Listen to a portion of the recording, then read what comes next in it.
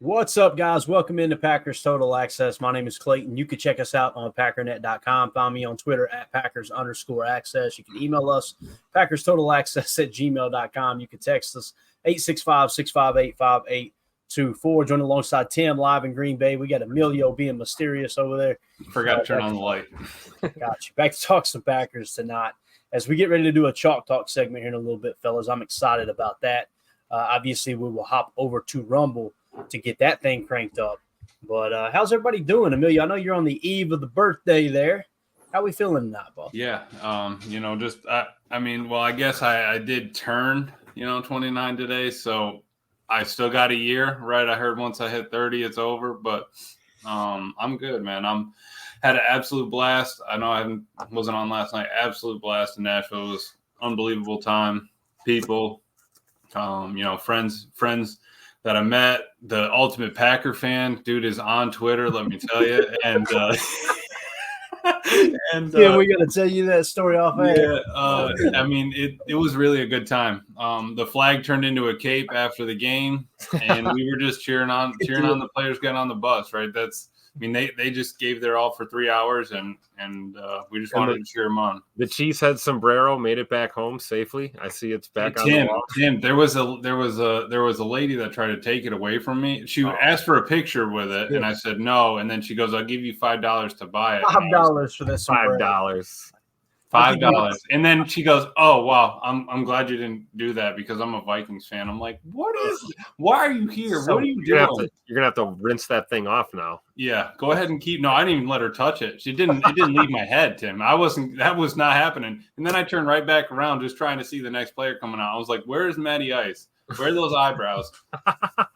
Should have said you'll give her the sombrero. She'll show you their trophy case. Yeah. But man, I tell you, Viking fans, I've met a few that are cool, but most of them, I personally dislike Viking fans more than Bear fans, to be honest. Absolutely. Like Bear fans, they can be obnoxious, but at least they've won something. The Vikings have never won anything, and they act like they're just not all of them, but most. So live. So we're going to get into Chalk Talk, guys. You know the drill. We're going to have to, once we get Chalk Talk cranked up, we will hop over to Rumble and stay alive on X as well. So just keep that in mind.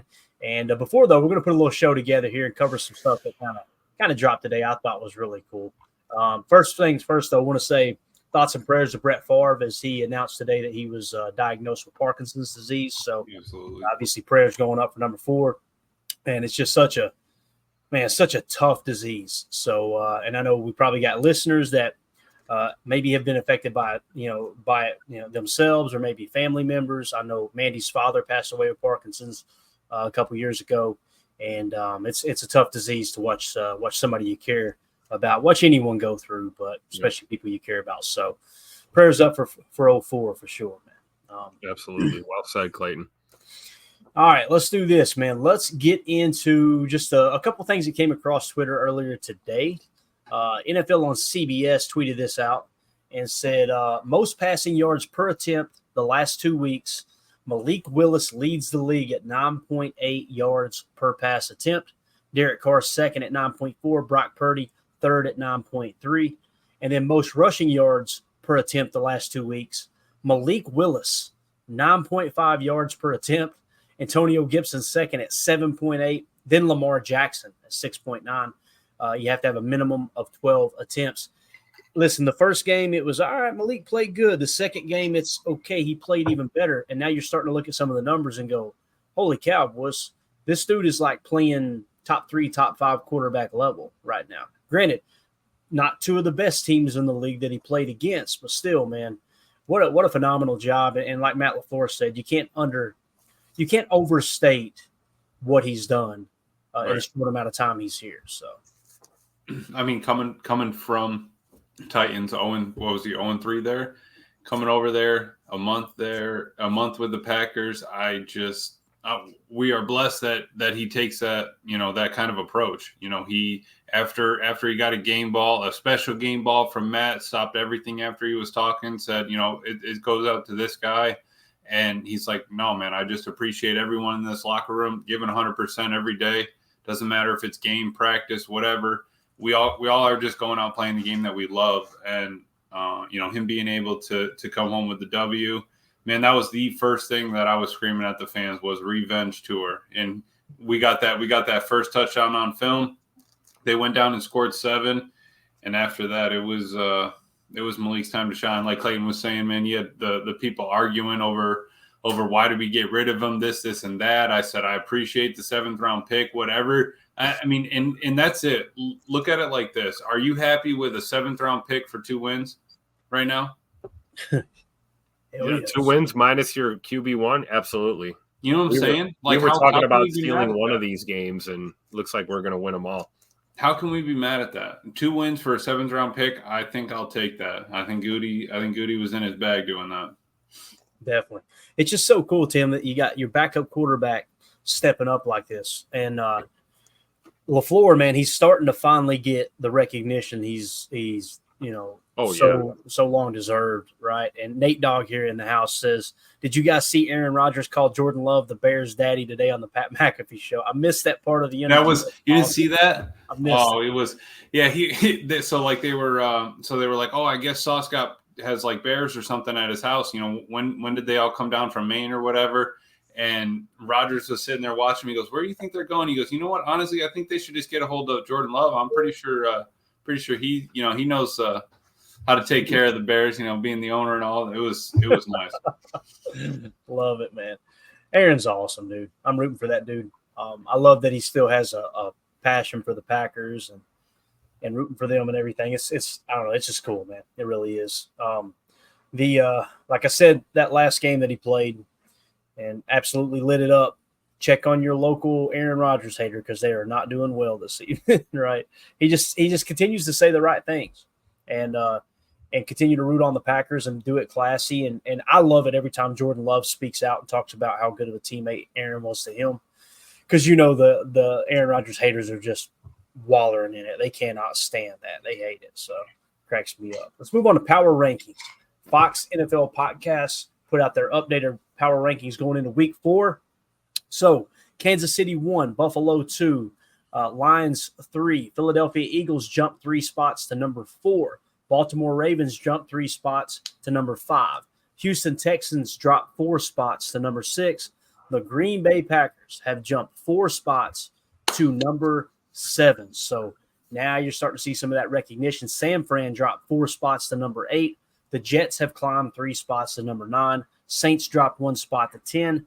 Vikings have climbed 6 spots to number 11. Listen, the Vikings are playing like a top 3 team right now. Right. They really are. Now, I like that they're kind of making them earn it because they started ranked so low in the preseason. But Seattle as well, the Seahawks jumped 2 spots to number 12. Tampa Bay dropped 7 spots to number 13. Pittsburgh getting on the map here, jumping 2 more spots to number 14. The Bengals last night, boys, that looked bad. That looked real bad, losing. And then Washington Commanders, just a couple of them that are notable big jumps here. Washington Commanders jumped 10 spots to number 18. If you guys listen to this podcast, I had Caleb Williams as the number 1 quarterback on my draft board. You guys know that's not my personal opinion. That's what the data suggests. And every year I've started breaking down the quarterbacks and going, okay, trying to come up with here's my favorite. Jaden Daniels, hands down, was my favorite quarterback. I was the guy who got roasted for saying if I was the Chicago Bears, I would try to trade back 1 spot and then, tell the team, like, if you want Caleb, come get him, trade back 1 spot if you could. I think it was it Washington that drafted number? Yeah. Yep. So if you want Caleb, hey, look, man, I've got other people on the horn. If you want him, let's work a deal out. And if they take the bait, I would much rather have drafted Jaden Daniels than Caleb Williams. But it's obvious the Chicago Bears fell in love with him. And listen, he put up big numbers yesterday or Sunday, but it sounded like he threw the ball over 50 times. Is that what you guys heard too? I thought it was 52 attempts. That is so hard against the Colts. Like Thank you, Tim. Literally the week before, they laid out the blueprint on how to beat the Colts. Running down football. That's what the Packers did. And what did Chicago do? Let's make this difficult. Let's throw it 50 times. It's just wild. The Bears still suck. That's exactly what I needed after that, Tim, because honestly, I don't know what they're doing, right? We, like Clayton said, you saw what we did last week. Let's just go ahead and perform. It's not happening. But you know what gets me? Every time I think about Jaden Daniels, it was either Ross Tucker or Move the Sticks. They were talking about he got thousands and thousands of mental reps with the VR. They did a bunch. I'll have to dig back. I'll find more info on it for you, just so I'm not out of hand here. But he basically took a bunch of VR reps in football. Processing. Where's the pass going to go? Where's this going to go? Where's that going to go? And the dude, if these reps are working out for Jaden Daniels versus Caleb Williams, those thousands of extra reps that he had virtually could translate to the game. If that's the case, all these college kids moving forward are going to be like, hey, if I'm playing NCAA 25 on, freshman, if I'm Jacob, then all right, yeah, let me put on the VR and get a couple extra reps in.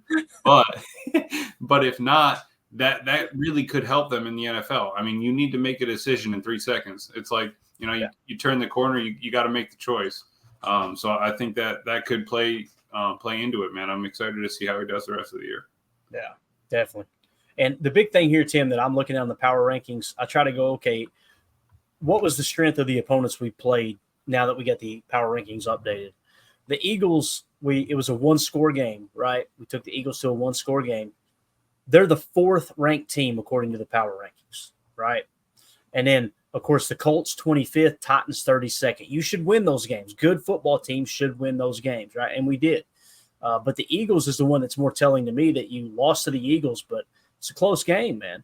And there's some people that just like to pretend as if the Eagles are a bad football team. I don't understand that because I think they're built well in the trenches, and they've got some stuff they need to figure out. Obviously, I'd never liked the Kellen Moore hire because Kellen Moore is so kind of, I don't know, wanting to wing it around the yard as opposed to what the Eagles are kind of built for there. But anything you want to add to this power rankings here, Tim? No, I was just real quick. I was thinking of our boy Relax on Twitter. This is great. I don't know if you guys can see this. He tweeted this earlier. Bears should trade Caleb Williams for Justin Fields. Always a good follow. Make sure you follow him on X. That is hilarious, dude. That's hilarious. I kind of like the idea, too. Somebody was talking the other day about trading Malik Willis back to the Titans now that they know he's actually good, how to use him. And it's like, for a third round this time. Yeah, right. Trade for a third rounder and say you want David Putney just because you feel like it, right? From draft day. Let Goody cook. Let him cook. I'm so excited to have Malik Willis the next 2 years. And listen, the conversation is going to have to be had.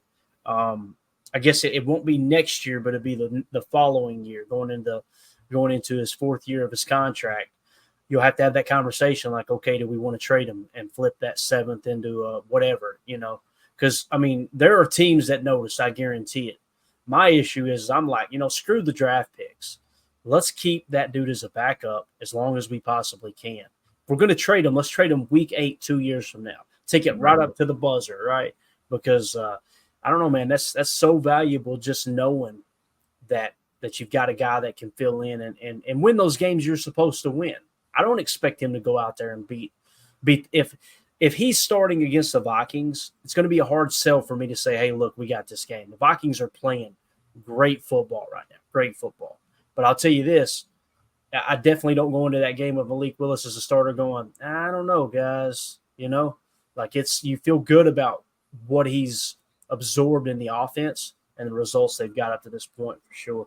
If you guys would hit that like button for us, got a bunch of people in here watching. Appreciate y'all hanging out with us, making us part of your evening. Feel free to sub to the channel, like all that good stuff. Share it with your friends. If you ain't got no friends, share it with your family. If you ain't got no family, you got family here. All right. Just Emilio's kind of the weird cousin. You just got to pay him no mind. Right. Eric Sutherland's the weird uncle. So yes, it all makes sense. He's the weird uncle and the weird aunt. We'll talk about that. All right. So this was pretty cool. Came across Twitter earlier. Football Insights tweeted it out. And I've been looking for this kind of data all year long, and there's a website that I can subscribe to. It's going to cost like $300 or something, so we may or may not do it. But this is cool. It kind of shows you the defensive coverages during the 2024 season. This is weeks 1 through 3, and I thought it'd be cool to take just a quick glance and say, okay, what are the Packers running coverage-wise, right?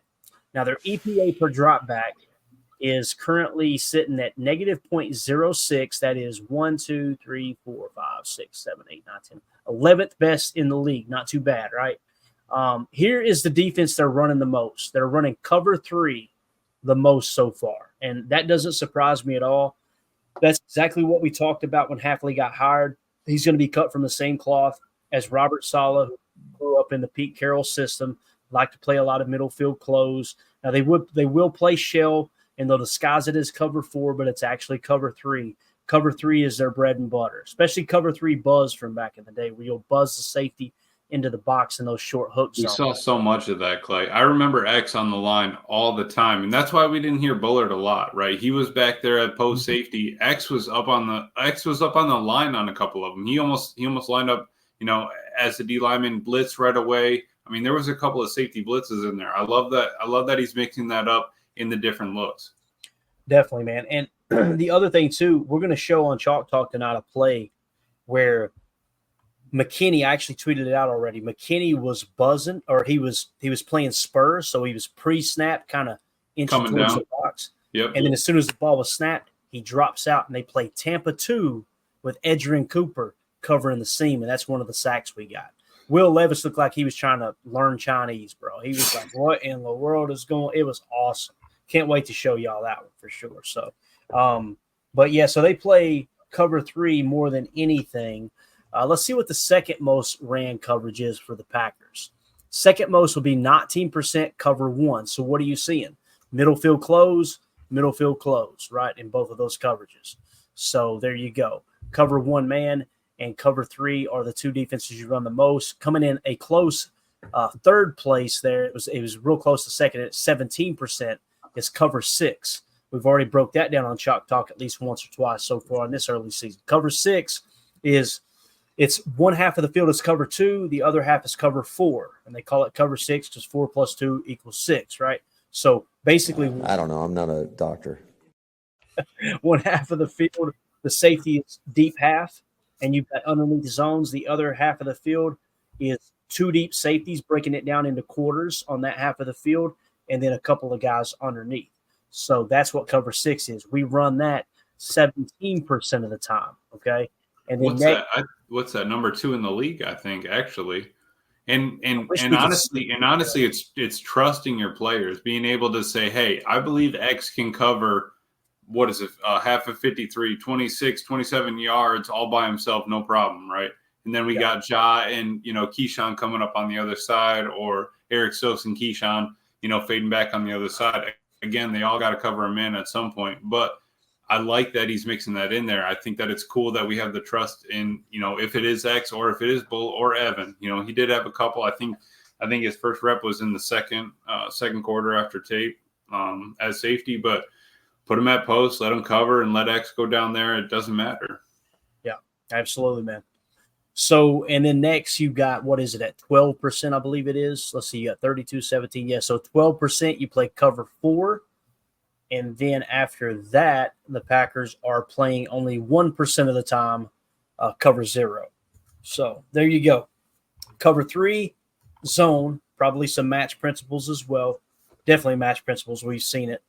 Cover 1 man, and then cover 6 zone with some zone match principles there as well. So, but I don't get it, Clayton. I thought we were just going to play press man, be aggressive, blitz all the time, rush 7. What happened? Oh, it's wild, man. It's wild. I'll tell you what happened, man. There's some people that's got a microphone in front of them and they don't know what the hell they're talking about. And everybody just they regurgitate what the drunken podcaster says when they don't have a clue. And Clay, honestly, from what I saw, didn't it kind of seem like some of that cover, we started in cover 2 and it was sort of a late rotation to a cover 1 man robber, maybe that sort of look where they were coming down last second, let's make Will really think about this. Yeah, they were disguising like crazy. Yeah. And not disguising in a way that like it hampers your ability to get back either. Right, yeah. So like if we're up in cover 2 shell and you're asking one safety to come down in a robber, you're going towards the ball at the beginning. You can make a break towards the ball. It doesn't have to be crazy, but I like that Hafley's not, we're not just in cover 3 right away, right? Walk the safety down, we're up there. But we can still disguise it a little bit. And you can see McKinney when we do it on Chalk Talk. he's sitting there in spur, and he's kind of showing mid-hook, and he takes a step forward, and then as soon as the ball's snapped, he slaps his hands, and he bails out. It's awesome. Absolutely awesome. So McKinney is – telling you, he's the cog that makes this thing go, man. There's no doubt about it. He is that dude in this defense. Really excited to see him get even better as the season goes along, and Hafley's going to be able to unveil even more wrinkles, right? And we've seen some really cool pass rushes too we're going to cover tonight, showing the overload. One play in particular I have never seen before. Remember the scrape from Edgerrin Cooper? It was actually a TT scrape. So they had a TT stunt. The one we were talking about? Tackle crosses the face, right? The other tackle's ready to loop, but he waits for Edgerrin to scrape, and then he loops out of Edgerin's hip pocket. So it's like they just kept coming. I bet Will Levis was like, they got to have 13 guys on the field. And from what I was watching earlier, is there was a scrape previous to the one we were talking about where Edgerrin got in on the sack. Previous to that, he also ran a scrape earlier on the – and all it takes is a little bit of downhill force, man, and that dude is cruising. It's like he breaks through the line, no problem. And what you're seeing is the scrapes, very effective. Him being trusted with the seam in Tampa too, that's huge. Right. It just shows you they're starting to put a little more trust in him. And if I remember correct, let me pop this up here real quick. How many snaps did he get? I feel like he got a few more. So he got 18 this week. You said 20. We were talking. We said, how many do you think it's going to be? 15 to 20 probably. Yep. So he played 33% of the defensive snaps. They're going to continue to put more and more on his plate. So. And I'm not mad. Like, obviously, he's still young, right? I did watch one where it was I think it was like a wide zone right or something, running right, and he was. If you're from the quarterback looking to him, he's on the left side, but he kind of over pursued a little bit too much, and we still got the tackle beforehand, but he was over the hashes at that point. Like, he is over pursuing on some things, but he's still hammering everything else that we need from him, and he's still getting, to the quarterback upfield quickly. Yeah, definitely. Deadfish in the chat says, what you might not have realized, the Packers have 2 October and 1 November road games. Only 3 road games between now and December 5th at the Rams, Jaguars, and Bears. Good info there. Appreciate it, buddy. So you're going to get some games at home. That's really exciting for sure. Let's see what else we got here. I bet it is, Amelia. I bet it is. Elijah in the chat. I can see it in your nose. Elijah Quinn says, Clayton, new listener here. With Aaron Jones now in the Minnesota backfield, do you think Packers' run defense is capable of slowing him down? Titans and Colts gave up on the running game too early. I think, Elijah, that's a very valid point. Tony Pollard's a good back. They shut him down. But I'm telling you, man, Emilio, you were right there next to me in the stadium. It didn't feel like they committed to the run at any point, did it? Would they have 30 yards? I mean, honestly, all I remember was him dropping back. And I even told you afterwards, I don't even remember 8 sacks happening. Like, I remember probably 4 to 5 happening. And you go back and look, it's like, dude, we were it happened all at the same time. It was like once one happened, it was bang, bang, bang, bang, bang. It's like Hafley just said, you know what, boys? Load up the clip. Here we go. Dude, when we tried to find him, which box is he in? Because he is absolutely cooking. Can we send one of them loaded nachos to him? Because he is absolutely cooking back there. Tim, these loaded nachos, man. Let me tell you. It was what was it? Smoked sausage? It was smoked sausage. Nacho chips, smoked sausage, some peppers and stuff in there, and they covered it in beer cheese. Oh, bro. Y'all wonder why the frosty liquor drinks, Clay. Oh my God, bro! I had to stop twice on the way home yesterday. I made the confession. Mandy was on the phone with a couple clients, and I just smacked her on the shoulder. I went, "Hey," and I walked in. This little Indian dude behind the register looked like he weighed 33 pounds, and he was behind these bars. I don't even know what exit it was. It was Podunk, Tennessee, and I walked in and just tipped my hat. I went, "How you doing?" I went straight to the bathroom, called some dinosaurs, came out, got a little Gatorade light, got back in the car. 10 minutes down the road, slapped Mandy on the shoulder again, hit it again. So it was rough. But it was. He was wearing a Packer shirt too, I'm sure, by the time he walked in there. Yeah, just gotta. Yeah. So Elijah's like, what the hell does this have to do with Aaron Jones? It has absolutely nothing to do with Aaron Jones. And Elijah, since you're a new listener, I'm going to go ahead and warn you, this show sucks, okay? You're probably never going to be back, and we appreciate you swinging through. But I think he worded the question properly, like for sure, right? Do you think the Packers' run defense is capable of slowing down Aaron Jones? Because stopping that guy, that's, he's one of those backs that if you can slow him down and get in his way, that's probably the best you can do with Aaron Jones. And I would fully anticipate, you talk about a revenge game. Clearly Showtime is ready to come back to Lambeau, wants to show up. But I think our defense is ready.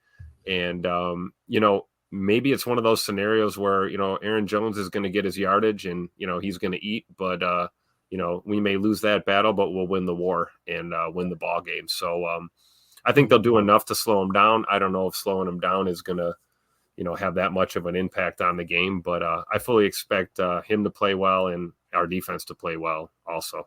Yeah, definitely.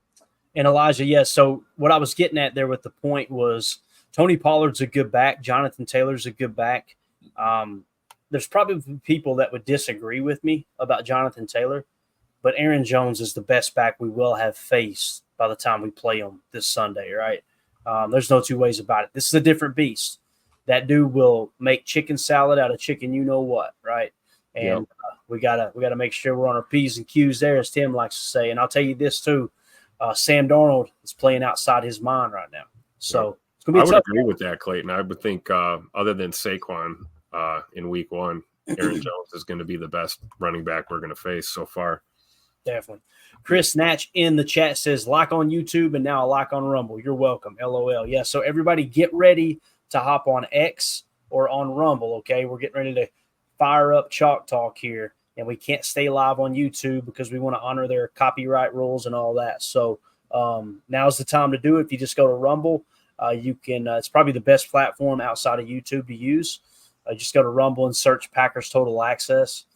It should pop right up. Packer Fan Total Access will pull it up as well. So anything else you guys want to add here for the YouTube crowd before we hop over there to Rumble exclusive? Yeah, one more birthday shout out to Emilio. Happy birthday, brother. Appreciate you, Tim. Thank you, sir. The Woodford Reserve is doing its trick. Birthday shots, I like it. Just remember, you're still young, but you're young enough to enjoy it, old enough to know better. Yeah, I'll definitely got to hit stretching before I go to bed. I'm not trying to cramp up by tomorrow. I mean, my man Clayton, man, he does not prepare for those kind of endeavors. I tried to offer him one of them bananas, Tim. No shot. He said he needed room for the nachos, man. Of Jordan and Quay slamming them. Tim, we were crossing the bridge there in downtown Nashville. He said, "You want a banana?" This is the look I gave him. No, I'm good, man. I don't need that. Yeah, he said, "You want a banana?" And Clayton was like, "How dare you?" He said, "I got an extra in my backpack here." You know what I'm saying? So, anyway, I was over there just trying to be ready for no cramp session, and I was good to go. We were ready to cheer on the fellas leaving the stadium, going to the buses. I'll take it. Man. My man carrying bananas, unbelievable. All right, that's going to do it here on YouTube, guys. Again, plug in over at Rumble or on X. We're just going to stay live there. We're already live on both those platforms. So if you're just exclusive to YouTube, we will see you guys and gals tomorrow night. We appreciate y'all. Heard it from a fan right here. All right, it is showing that the stream is finished on YouTube. So you boys ready to jump into a little chalk talk here? Yes. This is what we came for tonight right here, gents. This is it. So you guys can see that okay, correct? Correct. All right, kind of at the bottom of the screen is maybe cut off. Do you guys agree with that? Yeah, it does look a little zoomed in compared to where you normally have it. About right there. Is that better? Perfect. All right, cool. So here we go. Let's just dive right into it. I got to get the screen behind it so it doesn't mess with me, because it's like I'm staring at two of the same screen. There we go. All right, so let me get my notepad here. We got the notes for everything. We're going to cover 11 plays. I felt like these were the 11 most important plays. Let me give you guys a disclaimer here. Plays you're not going to see in this are Malik Willis scrambles. And the reason being is they weren't designed plays, right? And I just feel like it's okay. He made a play. That's what happened there, right? This is more along the lines of here are the key plays that had the biggest outcome on the game. Now, if he had a scramble and it led to a scoring drive, I was real close to throwing those in. Just decided, you know what? Let's hold off on them, okay? Because, again, they're not by design. It was more of just Malik Willis making a play, and it's more of a highlight reel type play. So let's start with this first play. This was the very first play of the game.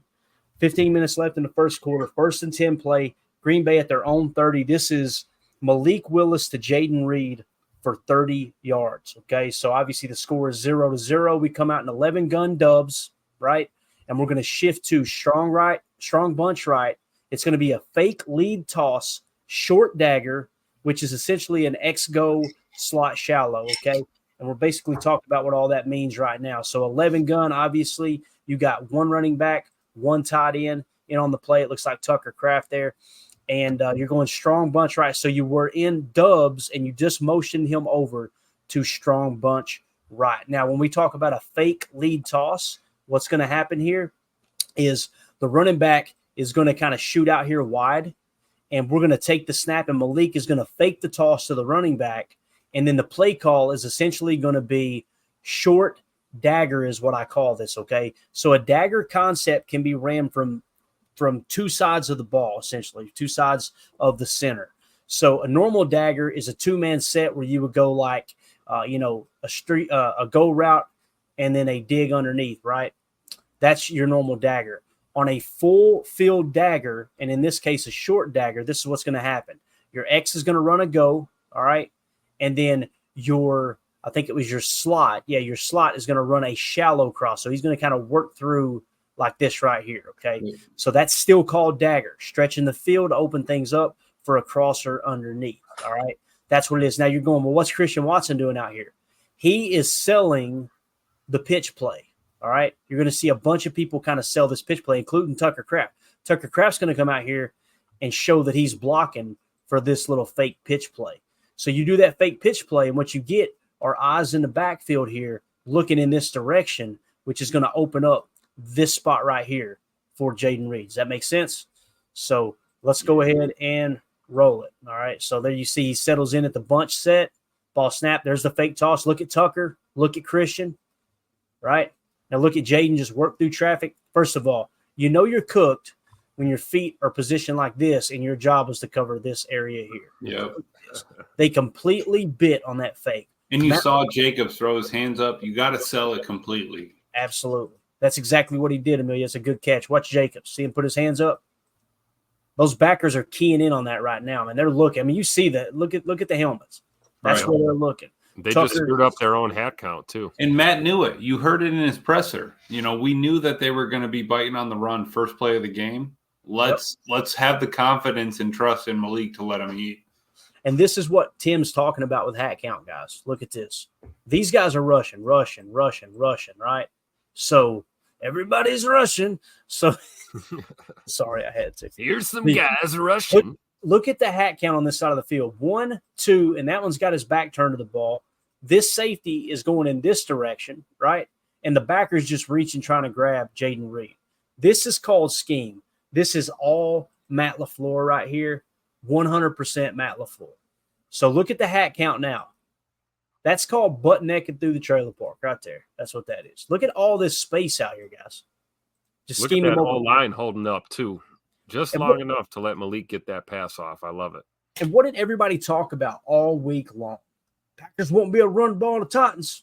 Yeah, they're going to shut that down. Malik's going to have to win this one on his arm. First play of the game, 30 yards. Explosive. Bang. There you go. Romeo here. Romeo takes a stray right here. Bang. Should have been a flag. Of course, we didn't get the call, but that's all right. I saw a few of those in that game, but it's all right. We got the dub. Yeah. So, again, here's that zipper motion or yo-yo. Emilio, what did we say in the stands as soon as this play happened? Are you there? Are you muted? Emilio's gone. Man. Emilio forgot. Emilio's gone. He forgot what you said in the stands. we were sitting there in the stands, the very first play of the game, and I looked at Emilio and said, oh, yo-yo, Kraft yo-yo. And literally for the next hour and a half, yo-yo, Mandy and Jordan mocked us for the next hour and a half for the geeks that we are. You said orbit yo-yo. I'm going to hit the zipper left. She just Patty started rattling B's stuff off. triangle. Yeah. So again, watch the backers. Look at the backers right here, guys. Woo-wee. Look at them. That's They're all cooked. on Malik Willis and Josh Jacobs. They're selling it. Absolutely. They're cooked. Look, it's over. Bang. Yep. Bye, Felicia. Bye, Felicia. So again, Dobby going to take a straight here. That was textbook late hit right there. Mm-hmm. Textbook. You'll never hear it though, Tim. You will never hear it, sir. All right, so there is your first explosive of the game, first play of the game. That should have gave us a tip. Like, all right, I think we know how this one's going to go. Let's fast forward. First quarter, 13:43 left, 3rd and 6 play, Tennessee's 36-yard line. So we're cooking here, right? This is Willis to Watson, okay, for 30 yards. Now, one thing that you don't see on the All-22 that I caught filming it from the stands was they canned out of a play. I'm assuming it was a run play that they canned out of. They probably had like an inside zone run, and you see Willis touch his head and say, can. Why did he do that? Look at this safety's positioning.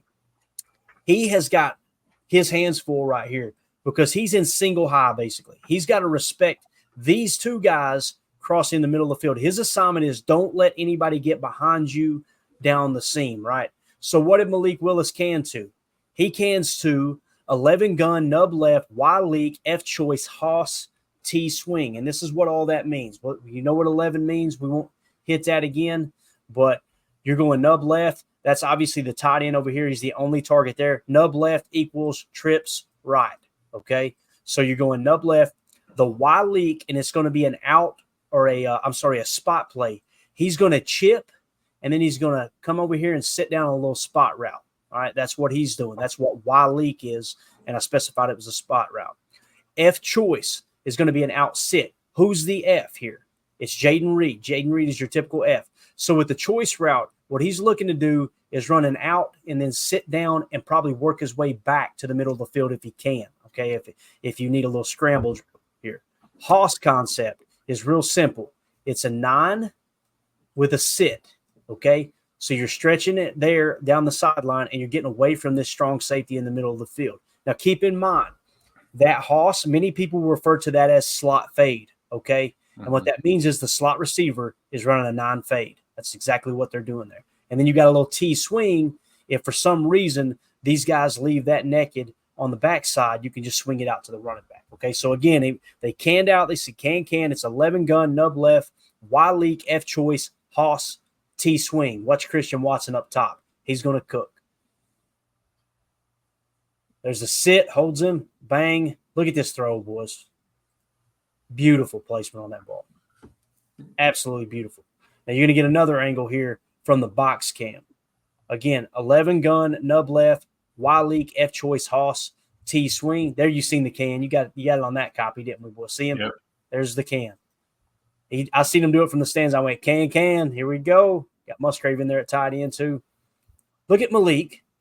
He reads the defense. You've seen him look left, and watch him step up and deliver this ball. Perfect spiral. Great catch by Christian Watson. Absolutely awesome.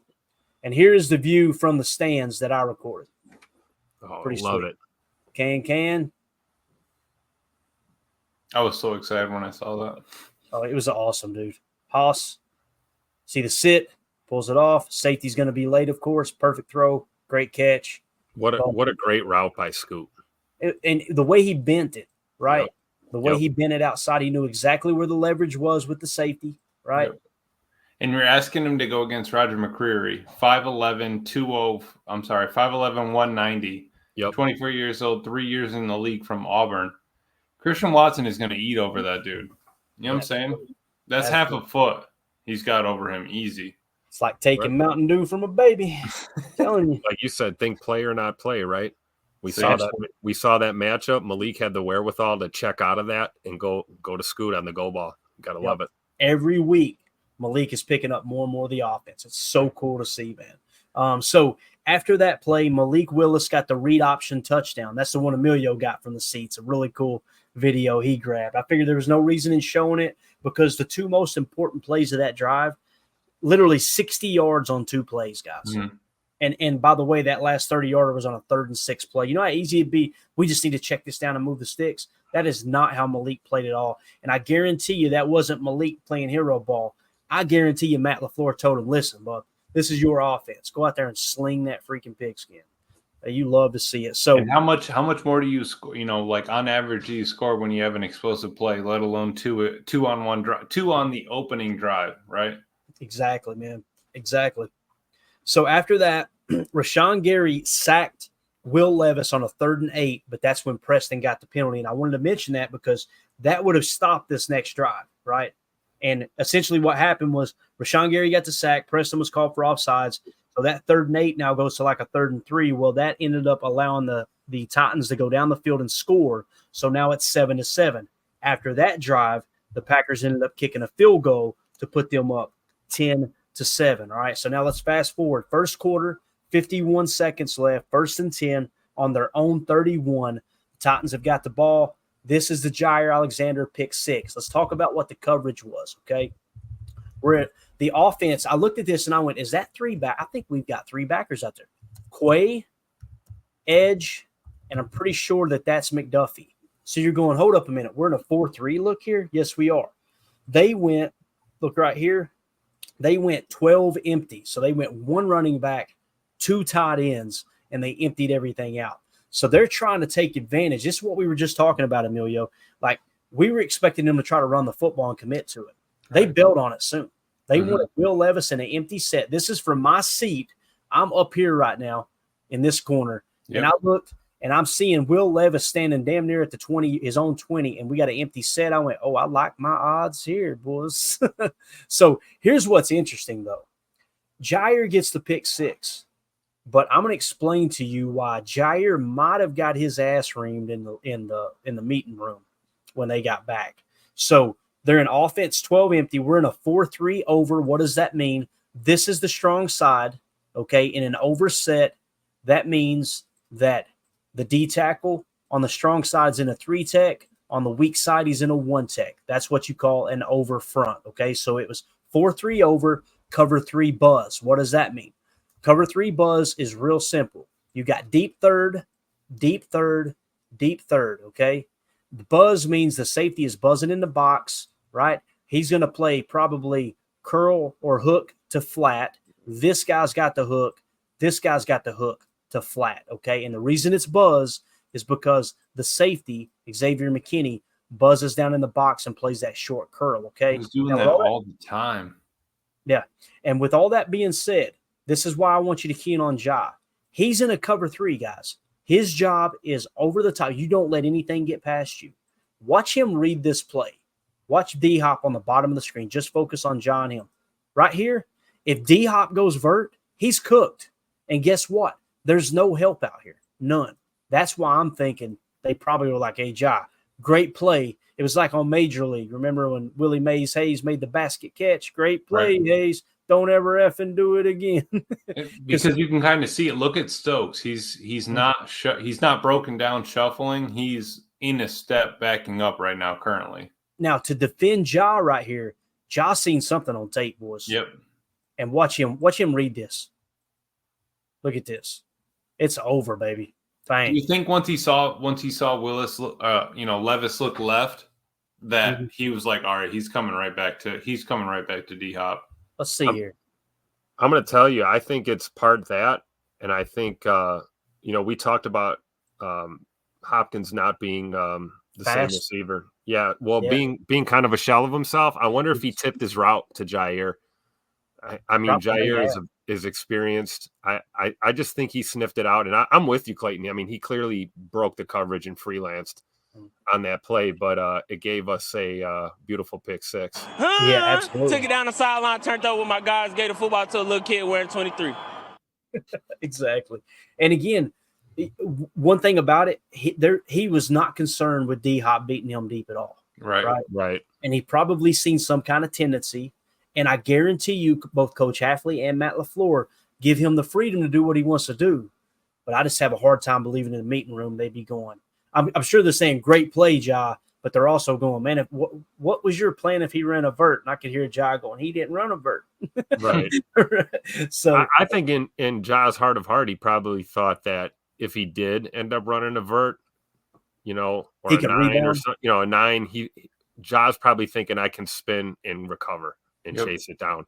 Yeah. Exactly what Bates has here, Tim. Darius Butler explained Alexander knew Hopkins was either going due in or widespread or deep, but he knew that he had the speed if Hopkins went deep.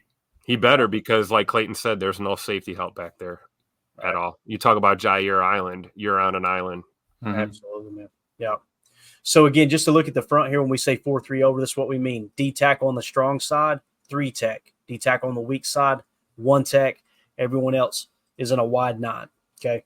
That's your 4-3 over. Again, it has nothing to do with these guys. When you're talking over, it's the D tackles are playing over the tight end side rather than under. If this D tackle was here and this D tackle was here, so your front looked like this on the weak side, you would call that an under front. Mm-hmm. Okay. So who's that D tackle right over the center, Clayton? that is Kenny, I believe. Yes. Okay. Yeah, I was just making sure he was on the field for the interception. That's all. This is Kenny and Wyatt here. Let's watch them rush here. And Kenny, listen, Kenny graded out bad. And there's ways. Ryan did a good job talking about it today. There's ways to remove the double team stats and stuff. Kenny is not having a good start, guys. There's no two ways about it. Right. And again, this play is designed to get the ball out quick, and that's exactly what he does. The pass rush had no shot here. It's just bang, throw it out there. Ja was just he's got such good hands, man. A little Dion high step. You love to see it, man. And the celebration, one for the ages, by the way, the Namaste Yes. meditation, yoga meditation celebration. Yeah. I had to change my Twitter background, man. I made that my picture. It looked like me at that little Indians restaurant. I know. Or that Indians restaurant, rather. I was praying for the restroom key. I was praying to the porcelain god in there, boy. Let me tell you, it was bad news. So, all right, let's fast forward.